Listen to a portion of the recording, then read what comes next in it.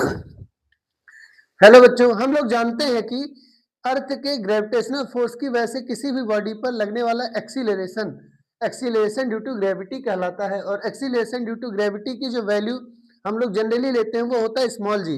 लेकिन क्या आप जानते हैं कि स्मॉल जी की जो वैल्यू होती है ये 9.8 या 9.81 मीटर पर सेकेंड स्क्वायर, ये कहाँ मेजर किया जाता है? तो हम आपको बताते हैं कि ये मेजर किया जाता है at the surface of earth, जो कहाँ लिया जाता है? एट सी लेवल पर।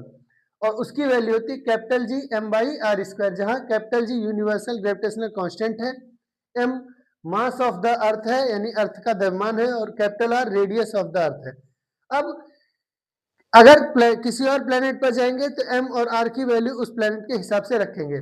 लेकिन अगर हम बॉडी को अर्थ से ऊपर लेकर के जाते हैं, मान लीजिए at height h from the surface, तो अगर ये सरफेस से h हाइट पर लेके जाते हैं तो एक्सीलरेशन ड्यू टू ग्रेविटी की वैल्यू होती है g dash, that is equal to capital G M by R plus H का होल स्क्वायर। अब अगर h की वैल्यू r से बहुत छोटी हो, यानी r की वैल्यू होती है लगभग 6400 किलोमीटर, जबकि h की वैल्यू अगर उसके कंपेरिजन में बहुत छोटी हो, तब g डैश की इक्वल टू वैल्यू हो जाती है g 1 minus 2h by R, जहां g acceleration due to gravity at earth surface है। इसी तरह से जब हम अर्थ के सरफेस से नीचे की तरफ जाते हैं, तो मान लीजिए सरफेस से d डेप्थ पर नीचे जाते हैं, तो एक्सीलरेशन ड्यू टू ग्रेविटी की वैल्यू आती है जी 1 minus D by capital R. ठीक, तो ये फॉर्मूला आपको ध्यान रखना है, मेंस में इसका इंपॉर्टेंस बहुत ज्यादा है। Thank you.